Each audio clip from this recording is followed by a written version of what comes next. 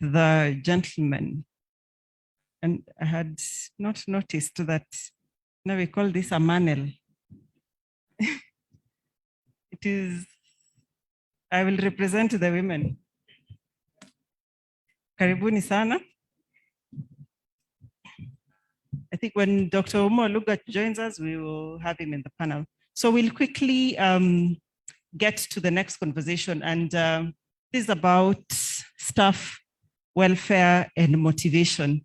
Gibore has made a presentation. We've heard about the gaps that are there, what is expected of healthcare workers, the issues earlier on about absenteeism and presenteeism. So we just want to understand from the perspective of staff welfare and motivation. Is it only remuneration, or are there other things that should motivate staff? Probably a good environment to work in. I don't know, we'll get to hear from the gentleman here. So allow me to start with Dr. Wangalwa from AMREF, and Gibore has made reference to community health. They're still volunteers, but we consider them workers. They're a key cog, you know, at the bottom of the pyramid for healthcare workers. Some of the programs that are implemented, they are instrumental in them. How do we resolve and sort out the issue of motivating, remunerating community health workers?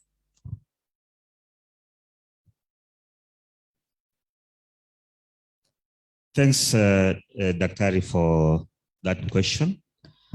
And I think the discussion, the debate around community health volunteers has taken too long for this country to be able to make a deliberate decision on how to move around it. And I'm glad from the presenter, one of the recommendations coming out from that I picked out was the enactment of the bill, the Community Health Services Bill, which is pending in Parliament. You will find most cases is that community health volunteers have stood out to remain volunteers. And that is their only willingness to be able to provide the service. So there is no stipend clearly stipulated in law that they are entitled, and therefore you'll find the disparities across all the counties on what they are being paid for. So in terms of coming close to this question is the issue of the financial benefits, which is one of the drivers of welfare. Are they on any pension scheme? No. Are they on any paid regular payment? So the model that we have in Kenya, it is oscillating between paid and volunteer model. And most of them are basically on volunteer model, which is not motivating. Number two, when it comes to other non-financial benefits, such as mental health of the community health volunteers, you will find there's no any other program. And we saw during the COVID-19 pandemic, they played a very critical role, but nobody was concerned in regards to how can we be able to ensure that they are taken care of, their welfare, they are motivated to be able to work within that environment. So what I'll say here is that until we anchor this into legislation, then they will be protected and will be very clear. The primary health care strategy is very clear on the role the community health services plays in promoting primary health care, but it ends at that. And therefore, For us to motivate our community health volunteers, we need a clear framework. We need a clear policy framework to be able to motivate our community health volunteers. Thank you. Thank you very much, Dr. for that. And mentioning there are financial benefits and non-financial benefits. And I think from where we are and looking at the economy nowadays, when you ask anyone, they're like, there's a war in Russia, Ukraine, it has spoiled everything. Financial benefits are definitely key. So let me come to Dr. Kibias.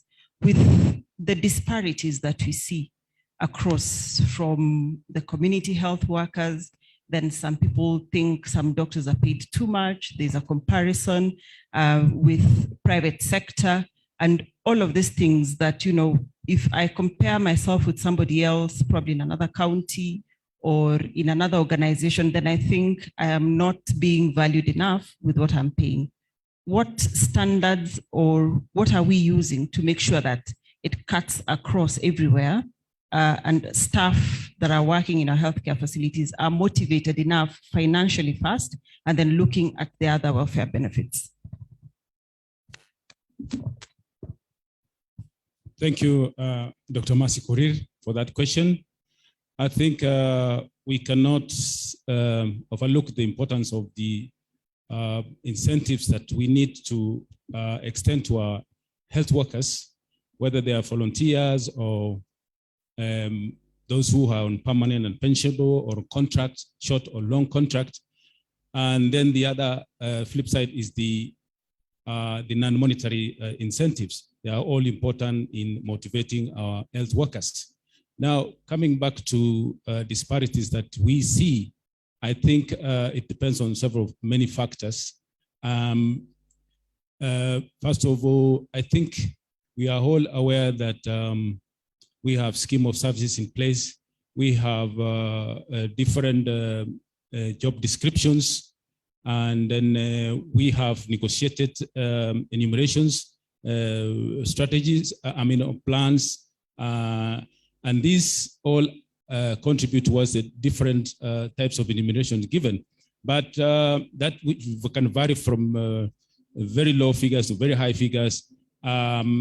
Other factors also come into play when it comes to determining the enumeration of health workers, like the duration of training.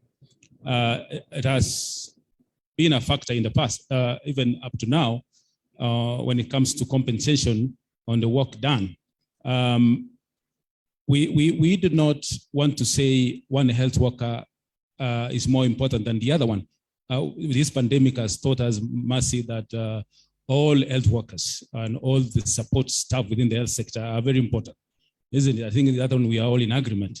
But we also have to accept that there are differences in enumeration. But what is coming out as very important is the working environment in which health workers work. The recognition, the non-monetary. Do we recognize them, to appreciate them? A lot has been said by other speakers here, and we will all agree that there's not much money that is enough. It's not enough. We only hear occasionally from other countries. I don't know whether I'm the only one who has seen it, like the case of Canada, where the doctors said, hey, it's enough now. Don't give us any more money. I don't know whether our colleagues in Kenya, do you think we will ever reach there? I want to pose the challenge to you. But I think the speakers in the other panel have tried to address that, and I would like at this point to concur with Dr. Nyaberu on the issue of linking the economic growth, the GDP to health provision.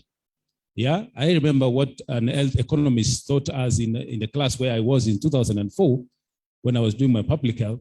And he was so quick to point out that most health workers, what we go for, we quickly ask for pay rise. Then he went to the great length of explaining to us how that pay comes to you as a health worker. It is ensuring that the workforce is healthy, that they are able to engage in their economic activities, and how the economy grows And from there, the revenue that the government collects, the tax that they collect is what now goes into your salary. So he was able to explain and link that to the pay you are asking for. So he advised that, can we help the policymakers and the policymakers and the legislators, the executive, grow that economy fast before we place our demand on the table. I don't know whether we are all in concurrence on that.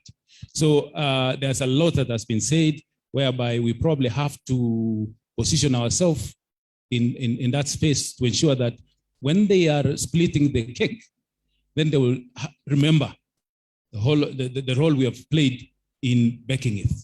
So it's a big question. The challenge is, how do we package the information through any possible forum to ensure that they count us in as the people who contribute in the economic growth of the country. I think and that is possible. First of all, probably we need to look presentable.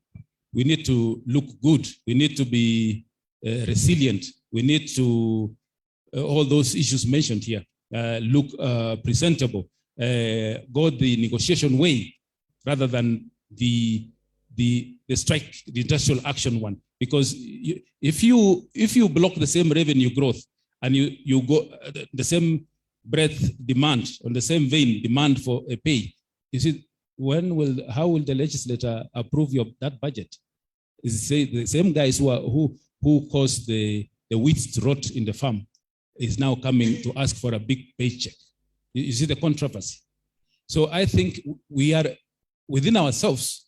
We have the power to position ourselves and package ourselves to say, hey, you see that growth in the export of flour products, we are behind it. Why? We made sure that the workers that were working in the flour farms were healthy throughout. How we treated 50 of them at TB, we treated them, they cured. We link them like that. Am I saying something? Somehow, yeah? Maybe at the end of the day, we'll be able to be able to package ourselves in a way that they can see that we are contributing to the economy. Thank you. We'll get to hear from the audience after this. So we'll get to hear their comments on that or their responses on that. So let me come to Dr. Buya. So the two gentlemen have talked about financial motivation, but how else can we motivate the workforce if avenues to do financial motivations are not readily available? Thank you, Dr. Mercy.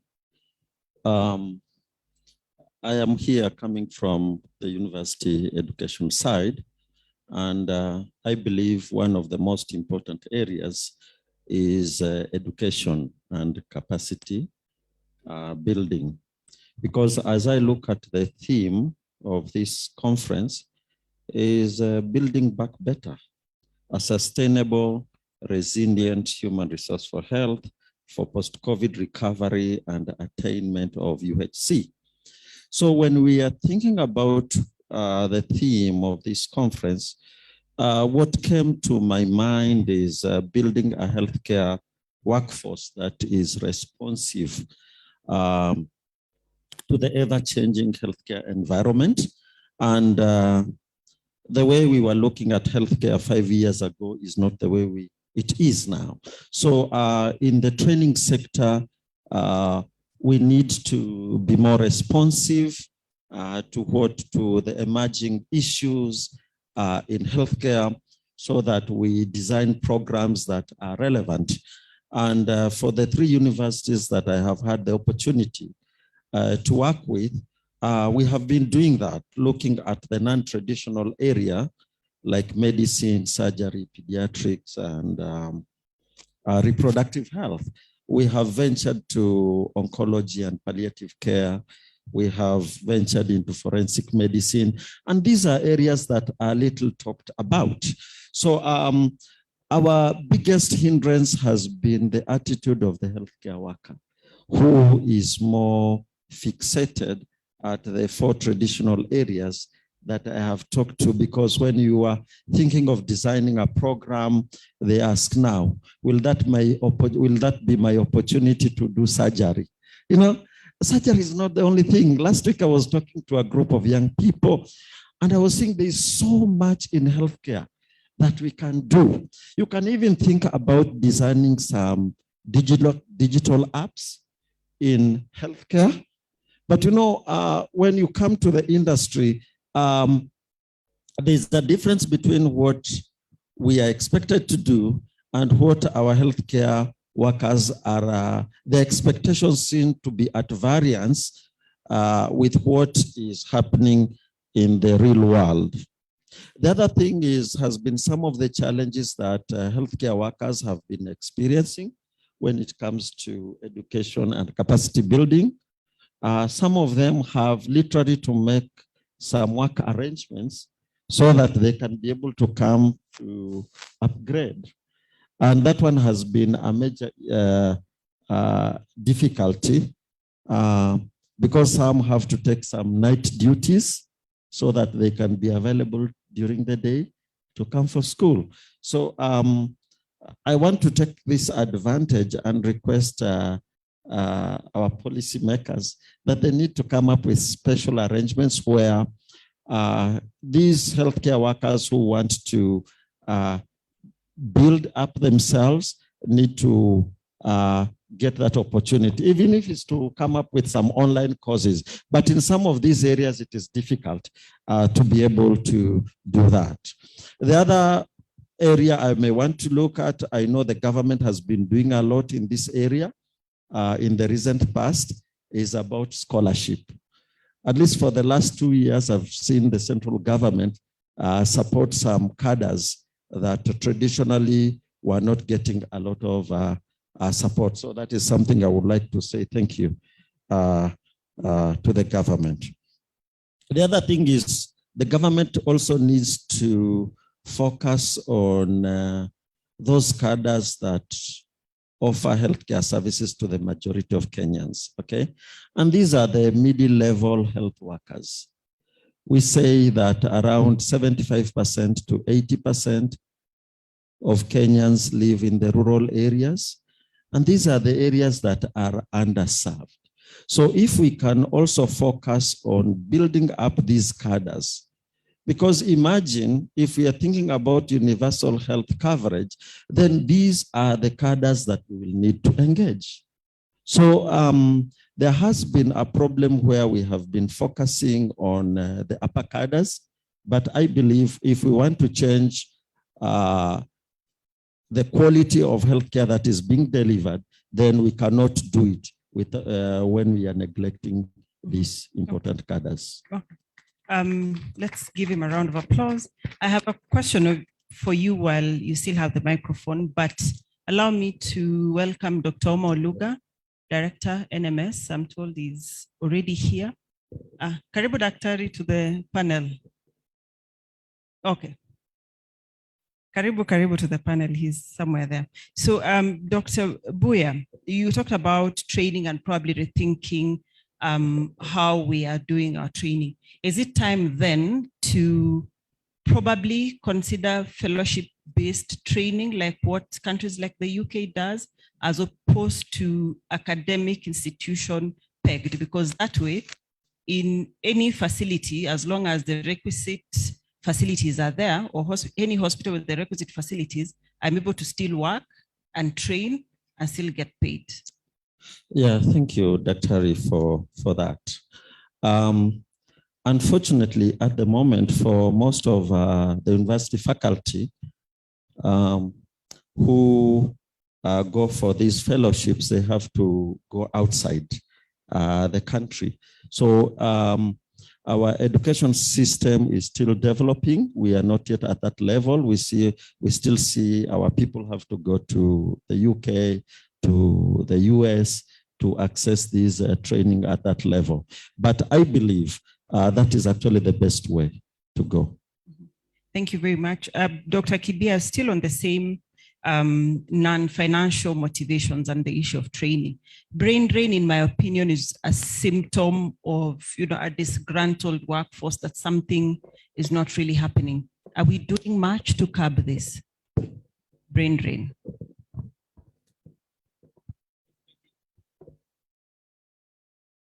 Thank you, Dr. Mercy, for that question. I think the brain drain is real, but the the government is trying to have a structured way of addressing the problem of brain drain, so that instead of losing out altogether, there is a bilateral, there is a gain on both the receiving and the government itself, so that it is done in a way that's on need-based, so as not to cause damage to the local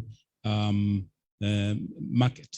So I think I wish to say it like that because globally, there is a way certain countries are not allowed to exceed certain limits. They come below certain limit in terms of human resource. There is a global shortage of human resource. That one is understood globally. But then countries are protected from severe damage because there's a certain global limit in which if your country is below that, then you will not be allowed to export the human resource. And I think the best thing to do is what my colleague here said is we should also invest in the other cadres that serve the broader spectrum of the community. Those who are working at the primary healthcare levels, that we still have a lot of need. The other day when we are ramping up the vaccine uptake, there is the whole population, the target population is down there at the level, at the community level. Those happier have already been vaccinated, but those at the lower levels, uptake is still need to be improved. What I was trying to say is we need to diversify the cadres that we train so that it is on need based. Yeah, we have to do more of training needs assessment so that we don't just invest and then in the end we don't know where they are. They just disappear into the streets. They start vending and doing other businesses. But when we know that there is an actual excess in an area, then it has to be done in a structured way so that wherever they go, their interests are also taken care of by the government. The government is aware of where they are. They are able the government is also able to draw some benefits from that. And when they come back, the government needs to know where they will go. They will not just come back after disembarking from the airport, they just disappear. They have to probably be absorbed because they will have been exposed to new technologies, new experiences. And we would like to tap on that new experiences. So we must have a very structured way. We need to know how many go out, where are they going, what kind of experience are they likely to be exposed to. When they come back, we go to receive them at the airport. And we already give them positions and benefit from the experience they have gained outside. I think that will be the best way to handle brain drain. Thank you. Thank you very much. To Dr. Wangalo, when we are discussing this conversation about staff welfare, have we planned and looked at the lifespan of the healthcare worker from the moment they're young and fresh out of college to the point they are retired and also aging? Do we look at that entire spectrum as a country? Yeah, I'll say yes, as long as you are in the scheme of service, it is very clear on the staff welfare. That is very clear, though it may not be adequate. That is the challenge. That are we providing the enabling environment for the staff to be productive, for the staff to be more engaged, enthusiastic to work? I will say that is where the problem is. But if you look at the spectrum from the point of an entry to the point of exit, it's very clear. But number two, you will find that it is standard because the needs vary depending on the developmental stage of the health worker. A youthful health worker, you might find their needs is very different from the aging. those ones who in their late ages, but the standards are more or less the same. And therefore, in terms of policy, it should be looking at the various needs of the healthcare workers within their developmental stages where they are, in regards to age, in regards to gender, in regards to other health conditions that may be able to emerge as they are working. Thank you. Thank you very much. You want to comment on that, Daktari? And as you pick, just something came to my mind. When we think about the female healthcare workers, the female surgeons, the nurses in theater, when they get pregnant, they need to go for postpartum, for maternity leave. Do we have special consideration considering their jobs are not 8 to 5 office jobs? Dr. Kibias. Thank you. I think the issue, for example, of breastfeeding corner is provided for health workers. But are they actually there? As I said, I'm representing the women here. It is the responsibility of goes back to what it was earlier discussed about ensuring that there is a good working environment for health workforce. And the relationship between the administration and the provider of care is very important here, because we need to impress on our management that the work environment is very important. The Ministry of Health, for example, we are championing the patient and healthcare worker safety through programs like infection prevention control programs and AMR program. Yeah. And I think this is probably what in one way contributed to our safety during this pandemic, although certain other measures came in later. But going forward, we all agree that we must work very hard to ensure that the patient and healthcare worker safety measures are put in place for both the healthcare worker and the recipient of care.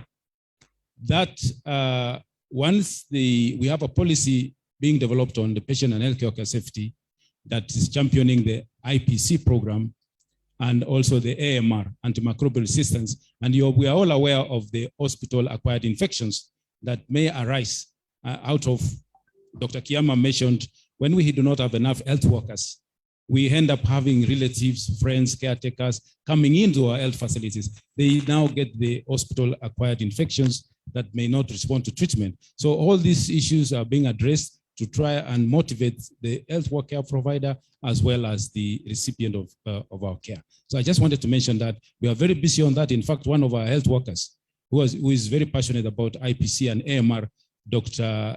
Evelyn Wesangula, has been recognized as a safe health environment ambassador, and probably we'll be seeing more of her locally championing for patient and healthcare safety in the country. So globally, she has been recognized as an ambassador for safe environment in the health sector. So something is happening and we need to rally behind that kind of initiative. Thank you so much. Thank you. Thank you very much. I'd like to pick 3 questions or comments. There's a lady here, a lady at the back, and the gentleman here. Somebody maybe you could just come to the front, or somebody can assist me with this. Let me start with the lady here. And please be brief. Tell us your name. There's the lady in, I don't know, that is blue or turquoise. Tell us your name, where you come from, please stand, and your question or comment, but please make it very brief. Okay, thank you. My name is Jacinta. I work in Embu Hospital. My reaction is to Dr. Kibias, if I got the name correctly. He made a statement trying to say like health workers have failed in growing the economy. Does it mean, my question was, does it mean that our economy is, our community is poor, or has poor health, or we have failed to provide health care? Because I believe the main what do I call it? The main challenge in Kenya is the greed and corruption of our leaders. They take all the money. We make the money, they take it. And then the other question was on negotiation, because he said that we should not be going on strike. We should engage in negotiation. I think we have tried, because if you see, like the nurses, they have negotiated for 7 years CBA. Does it mean that they wait for another 100 years to continue negotiating? Yes. Thank you. Thank you very much. There was a lady at the back. Oh, it's a gentleman, sorry. I think I need to see an ophthalmologist. Thank you, Dr. Masi. My name is Chris Onditi. I am a man. I am a clinical officer and a forensic guy. I heard Dr. talk about forensic medicine.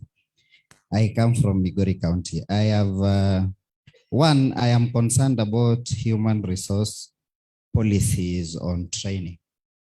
Our members, especially the middle cadre, they are not motivated because the human resource policy on training says if you have a diploma, or if you're doing your higher diploma or your first degree, the government is not supposed to sponsor you for that. I know for higher diploma, there are some local arrangements and they are being sponsored, but the policy says the sponsorship is from masters and above. So is that true, or it's my reading, or it's my wrong understanding? And if it is true, we've all realized that for us to achieve UHC, then the middle cadres have to be trained. Can we support them? That's my first question. My second question goes to the health economics. When our brother Gibore was up there, he said we value the building more than the human resource. And my concern on that is at the county level, health is devolved. At the county level, do we have health economic guys? And do our counties or the national government take their advice? And do they advise exactly on what we should prioritize on in terms of human resource or the buildings? I heard one of us mentioned we can see patients under a tree. The last one is on employment. The Public Service Commission recently, I think, gave a statement, or there was some written document on stoppage on permanent employment. I can see some counties still advertise for permanent / contract employment. Now, where are we exactly? Are there permanent employments going on, or it was stopped? And if it was stopped, where are we headed to? Thank you so much. Thank you very much, Onditi. There are very many questions, but I'll be very brief. I think I had picked the gentleman here, and then I'll be a little bit biased and go to the lady at the back. But please be brief. Thank you. Thank you. Kindly, because on behalf of the community, allow me to just give some comments. Sorry, Bonesti, but on behalf of the community, I would like just to draw your attention. I'm Vincent Sunda from Chesoa, and I'm sure most of you in this room will wonder what is Chesoa. You may think it's a name from Rift Valley. It's not. If you turn back at this beautiful book, if I may engage you, just below the Pharmaceutical Society of Kenya, this Chesoa. Chesoa means Community Health and Services Officers and Development and Officers Association of Kenya. And basically, we are employees of the ministry. And I've had a lot of conversation about community health volunteers. But I've not had any mention of community health assistant community health officer, and community officers who are employees of the ministry and the county level. Basically, allow me to just say in shortly that we are the ones who supervise community health volunteers. And being health is a devolved function. There are even CBA, what we call the acts of county assemblies, which have been passed for remuneration and even stipend for the CHVs. Especially a good example is Nairobi, and I can see my director, Dr. Oluga, can attest to that. But we know there's some challenges in implementation of all these things. So I would like to just pose this to our panelists to try to give us more of this platform. And I thank the organizer of this conference, for having invited us, so that at least we can shed light to this and people get to know that we are there and we need to be incorporated so that we can work as a team. Thank you for the opportunity. Thank you very much. Please be very brief. Thank you, Dr. Mercy. I would not like to talk about CBA because we expect the SRC and the Ministry of Labor to be here with us in the next discussion. I want to talk about motivation of health workers, which in essence is to create a healthy workforce to increase the quality of care to our community. Now, when we talk about motivation, the employer will rush and think about salary increments, but they are forgetting about the very basic motivation to make a health worker healthy. That is the payment of budgeted salary, a salary that is already in budget, that cannot be paid or is not paid in time. A health worker works, and when it reaches 20s of the month, he is already thinking about how he's going to cover or how she's going to cover the date between the 1st and the 15th or the 20th of the next month when the salary is not paid. Is this motivation or demotivation? Thank you very much. I also want to talk about availing commodities, drugs, and equipments. When these commodities, drugs, and equipments are not available, you must know you are setting the health worker, you are setting the community against the health worker. And that is why we have people, we have health workers who have been assaulted by the people from the community who are demanding for health care when the health worker has nothing to offer, when the health care cannot have oxygen to put for a patient, and the patient is dying when he's seeing a health worker going home traumatized because the health system, the employer could not provide for the basic equipment to give care to the people. Thank you. Thank you very much. I'll end with the lady there. Please be brief because of time. Then our panelists will comment and then I'll ask Thank you, Dr. Dr. Oluga to Mercy come. Koril, for giving me this opportunity. My name is Eunice Ngare. I'm a midwife. I work at Mwani Maternity Hospital. And I am going to be brief. I just want you to think about a hospital which has 18,470 deliveries and 13 maternal deaths, women die, and 197 or 96 freshest bees, and macerated still but 290. That's only one hospital. I think I'm only giving an example because that's where I work. And we have a demotivated a nurse who has gone for 16 years, not even getting a promotion, not even getting anything. And then somebody here, we are here discussing what is going to be done and challenges. I hope we are going to have a situation where these things are going to be carried forward and then we follow up. Because as much as we talk, I think I'm feeling also like toxic because it's very, very demotivating. We don't have an office where we need to air these grievances. We were got from national government. We went to the county. Now we went to NMS. We don't know where we are going to, and we have nothing to say. This is very serious. Thank you very much, Eunice. Luckily, Dr. Ouma Oluga has taken notes on that. We'd like him to comment on that. So quickly, my panelists, I would like you to comment. Dr. Kibias, you had questions specific to you. Please be brief. Then I think the question on the HR policy, you'll also cover that.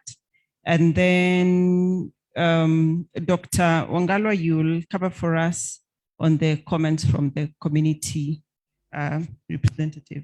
He has disappeared. Okay. Thank you so much, Dr. Mercy Koril. I'll respond to the question from Jacinta from Embu.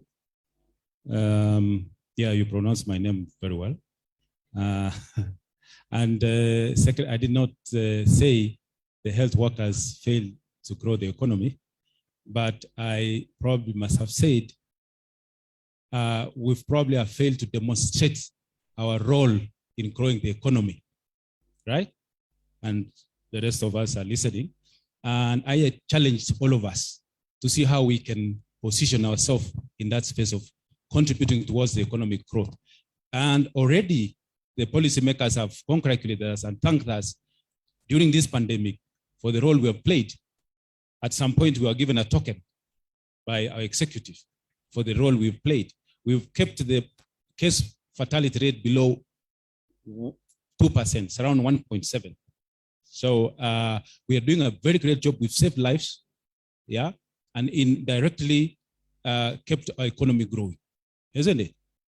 So I've just said what the challenge was. We are playing a very big role in the ensuring that the Kenyan population is healthy, vibrant, actively participating in economic activities, and probably will make Kenya highly competitive globally.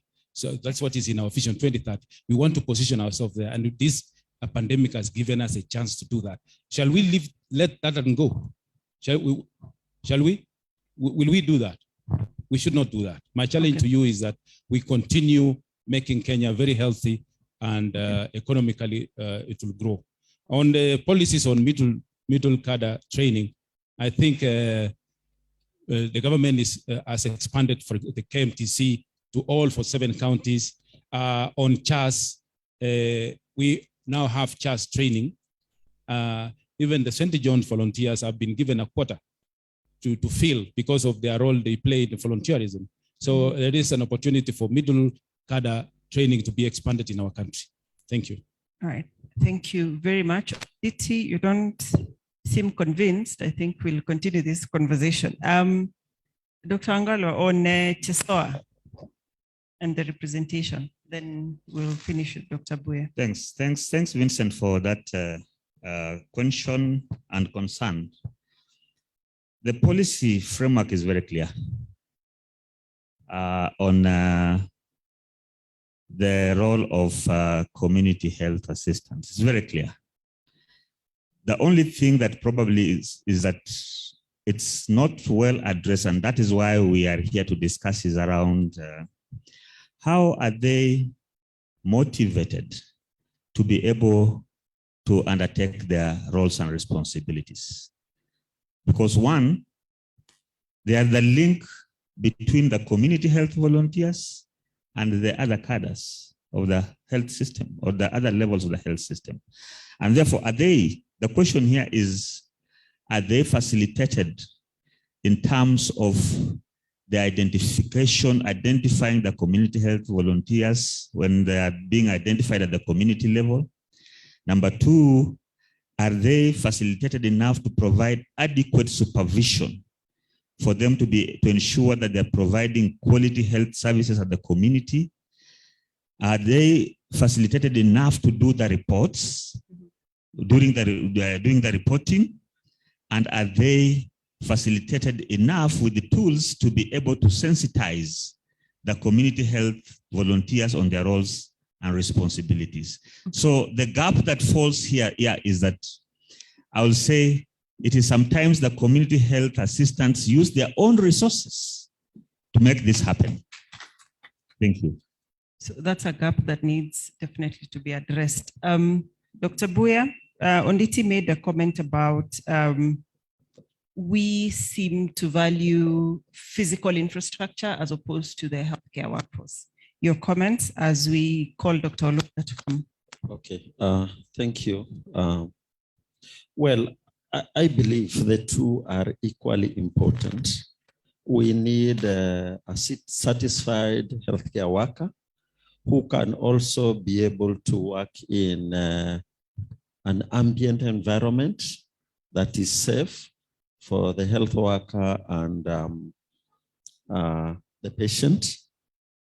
But sometimes I think there have been a misconception where it has been thought that probably the government has had an emphasis on infrastructure in this regard to the health worker. But what I want to say is that a very fine balancing act is required between infrastructure development and the development of the healthcare worker. What I want to say, you may have the best infrastructure, but if the health worker is neglected, then the infrastructure is of no use. And I'm very passionate about this, the middle level healthcare workers, who are usually the first persons to interact with the patient. In the earlier session, we were given a story of a lady who had breast cancer, and the diagnosis was delayed for a whole year. Well, I'm not sure whether the lady is still alive, because by the time the diagnosis was being made, she was in stage 4. So if the decision-making is delayed at that point, then the quality of healthcare that will be delivered later will be of no consequence, okay? So I believe the government needs to be very sober about this. We need the infrastructure, but we don't have to do it at the expense of the healthcare worker. Okay. Thank you. You very much. Let's give my panelists a round of applause. Dr. Wangalo from AMREF, Deputy County Director, Dr. Simon Kibias from the Ministry of Health, and Dr. Leonard Buya from JKUAT. So I'd like to hand us back to the session chair to ask Dr. Ouma Oluga to comment, and then we are time bad. 1 minute is a lot, as yeah, it's really burning. And I want to pick it from where Dr. Nyambero stopped about the value of the healthcare worker. It has been said that for every one healthcare worker that you employ, you create 3 or more jobs out there. Do we have these statistics? Is there a survey that has been conducted, probably by AMREF, by the ministry, by KHRAC, that we can actually be able to utilize to be able to show this country that the deficit we are having in health workers is actually costing us money, real money, because that is what usually governments and politicians do understand. Because what I'm getting now is that usually we are looked at as sabotaging development by disruption of services and not keeping Kenyans healthy. But actually, in turn, if you look at it, it's the government actually shooting itself on the foot, because when you don't have enough, you don't create enough jobs, you even demotivate the ones who are there, so it becomes even unhealthy. And then it becomes that circus of poverty propagated from inefficiencies in that. So I'd just like to know if we have, and if we don't have, then what can we be able to do so that we can be able to address that? Thank you.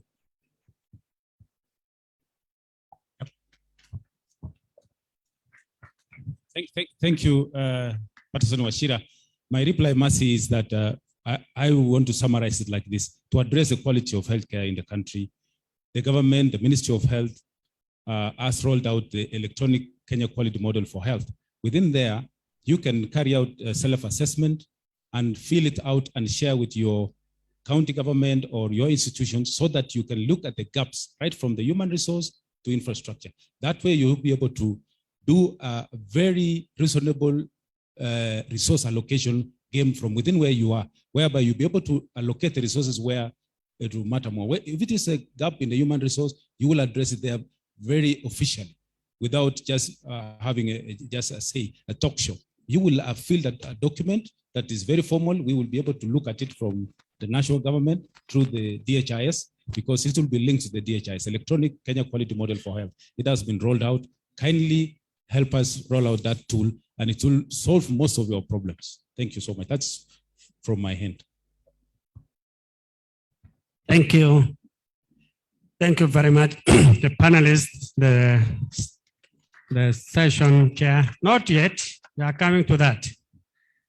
So, you know, in mathematics, there is what is called factorial. Yeah? 1, 2, 3, 4. Yeah? To the whole team, the first panelist plus the moderator, the presenters, that was Gibore and is it Lucas? Can we give them that factorial? 1, 2, can we start? No, you start with a finger, 2, yeah? Yes, 1, up to 5, yes. Yeah, start. 2, 3, 4, 5. Thank you. Fine. While they are positioning themselves for the photo, I would like to call upon Dr. Oluga. Initially, we are intending to give you 10 minutes, but now we are reducing to 5 because many questions have been answered. So yours is like you come and summarize.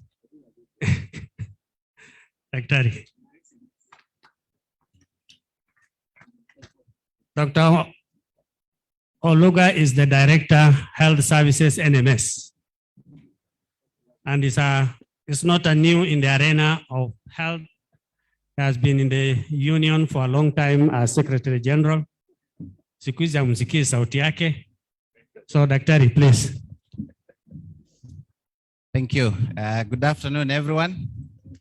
Thank you to the organizers for the invite to speak as a panelist, but I didn't want to interrupt because I was not here on time. I'm deeply honored and humbled by the invitation. I'll take less than 5 minutes and I'll go straight to the point.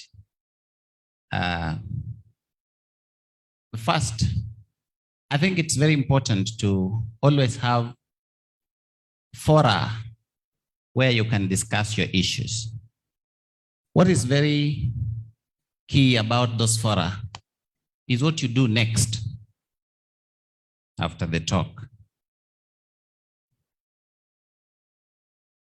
Remember, we healthcare workers have also been part and parcel of accusing others of having what we call talk shops.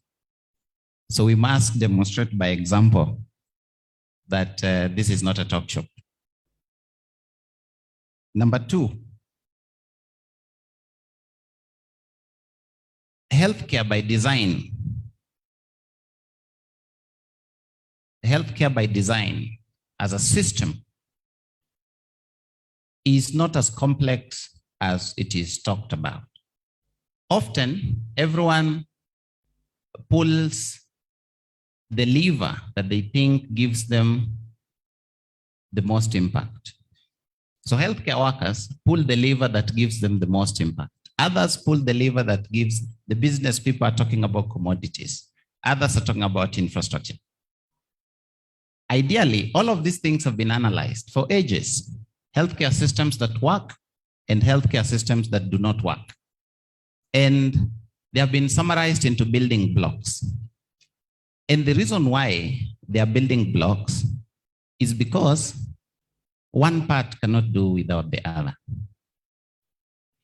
Human resources for health, ideally, is the healthcare. Human resources for health, ideally, is the healthcare. But if you're a doctor or a nurse or a clinical officer or a lab person or community health assistant, community healthcare work, you can't work in a vacuum. You need tools, you need a space, and you need support to deliver what is in your brain, which is the skill. So what is in your brain is what people come for. But you need an environment to deliver it. That environment is equally important for you. And that is how we have to look at healthcare by design as a wholesome system where one part speaks to the other. The product is the service. Then there's the people who seek the services. Then there's the processes. But all of this, at the center, is the provider. This provider is the healthcare worker. And so this is a very integral part of the healthcare system. So 3 things that I like to talk about, especially because we are in the era of UHC. 1,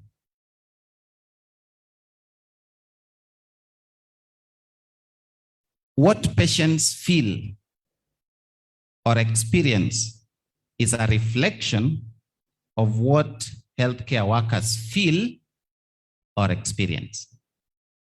Healthcare workers will never ever be able to treat patients better than they feel they are treated. And you know that. That's a very important aspect. Number 2 is healthcare designs are complex products of many things, but the one most important factor is the politics.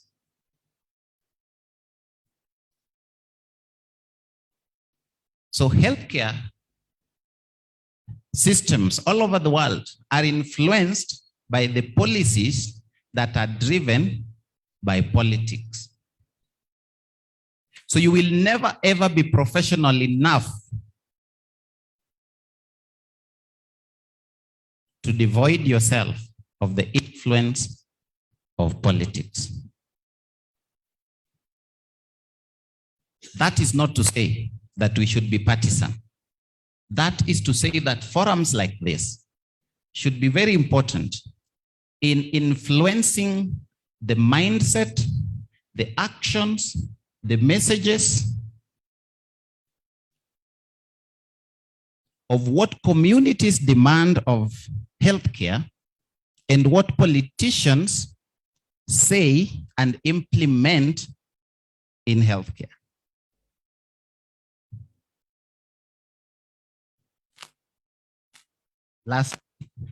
Lastly, of the 3, health workers are not the only thing that healthcare systems need, even though health workers ideally are the healthcare.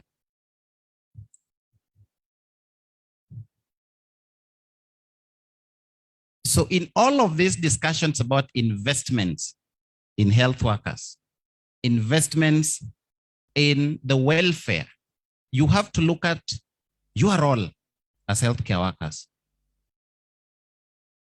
And I'll say it like this. No one is coming to make healthcare better for you. So stop whining.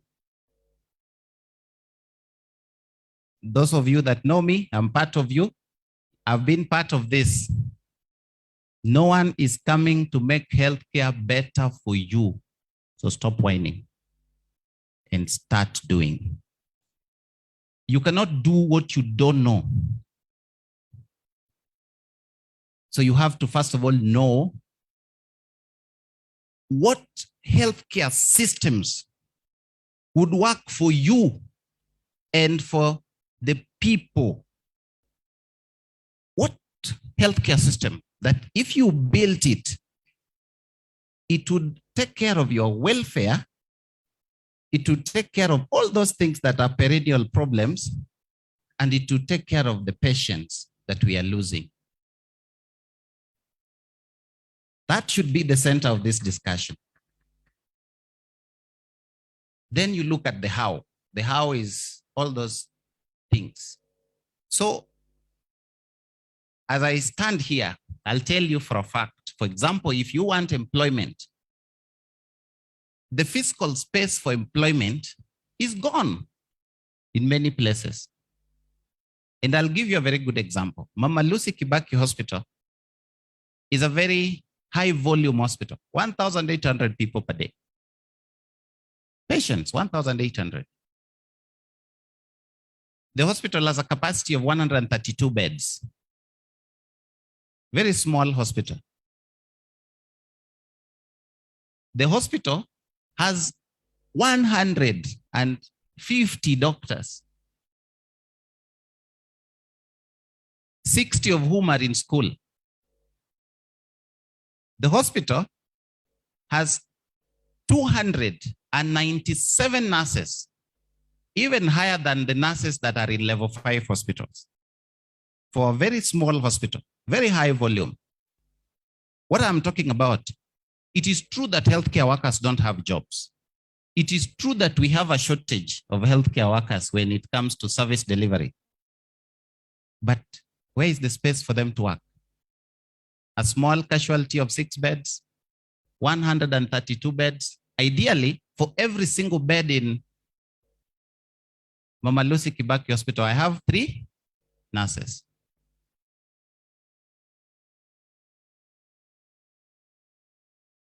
I'm saying ideally. So these are the things that we have to look at. So if you're discussing the healthcare system that's going to work for you, that's going to create employment, that's going to make sure your welfare is catered for, that's going to make sure that patients are taken care of, you have to think about it 360 degrees. This is the work that we have, because no one is coming to make it better. It's you and I. There are people in the system or who are in charge of standards or who make decisions. They are healthcare workers. Dr. Amoth, people like myself, Dr. Arwasa, the guys who are in positions that they can influence policy. They need your support. Because at the top, the only thing that matters is your influence. So the more you weed yourselves out and complain at the bottom, the more it is better for those who have other priorities. 2 things that are important.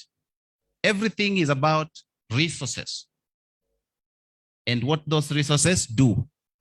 Everyone is fighting for them. I've been in meetings in Treasury where they tell me, you want us to invest 15% in healthcare. Are you saying that water is not important?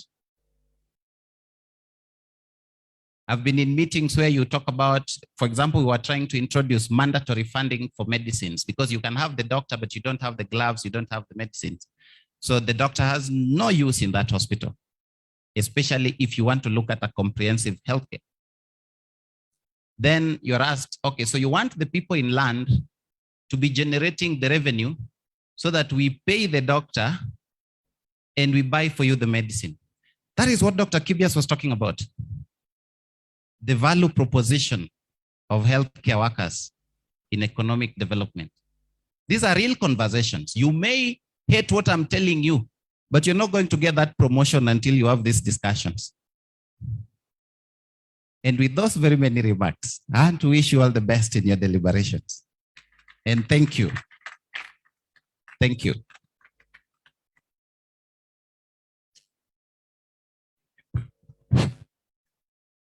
Thank you, Dr. for that highlight.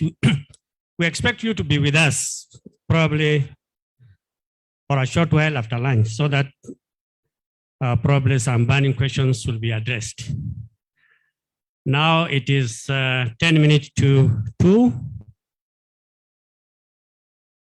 We break for lunch. Precisely, we take 45 minutes for lunch. So we come back, what is the time? 45 minutes from now. So please, in the interest of time, let's make sure that immediately after lunch, we converge. I thank you all for your patience and for attention that you have given to this discussion, because I look around, there are only a few people who might even go for the normal. So we thank you for that. As I come to end my session and cease to be the chair,